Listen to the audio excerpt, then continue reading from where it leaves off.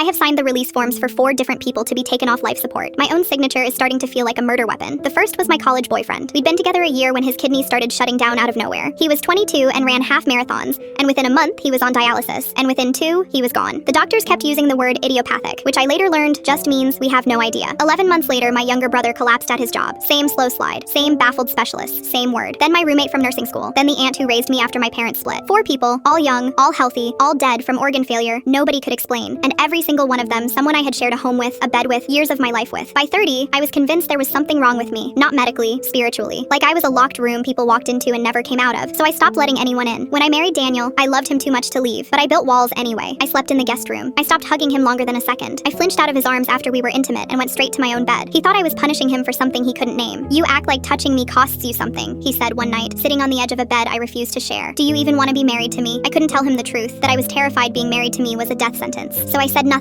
and he took my silence as an answer, and we both lay awake in separate rooms. Then our son was born, and every wall I'd built came down at once. I couldn't help it. I held him through the night. I fell asleep with him on my chest. I pressed my face into his hair and breathed him in for hours. All the closeness I had starved my husband of for years, I poured into that baby without a second thought. You'll sleep curled around him all night, Daniel said quietly, watching from the doorway. But you won't let me put an arm around you. What did I do that our son didn't? I had no answer that wouldn't sound insane. Our boy turned 4, and then he started getting tired. Then the bruises came, the ones that bloom without a bump. Then he stopped eating. I knew that sequence in my bones. I had watched it 4 times. I drove him to the hospital shaking so hard I could barely hold the wheel, and I begged them to find what was killing my son. They ran everything. His liver was failing, and they couldn't say why. Idiopathic, that word again, like a door closing. It was an infectious disease doctor who finally asked the question no one had ever thought to ask me. This presentation is rare. We sometimes see it with a blood-borne parasite from parts of Central America. Have you ever spent extended time in that region? The floor tilted. I'd spent a summer in Honduras at 19, building latrines with a volunteer group. 6 months before my boyfriend first got sick. We should test you, she said. You may be an asymptomatic carrier. I was. 17 years I had carried it, feeling nothing, while it quietly waited in my blood. It transmits through sustained, intimate, prolonged closeness, sleeping tangled together, holding someone for hours, the physical language of the people we love most. Everyone I had ever truly held had died, and the reason my husband was still alive, sitting pale in the waiting room,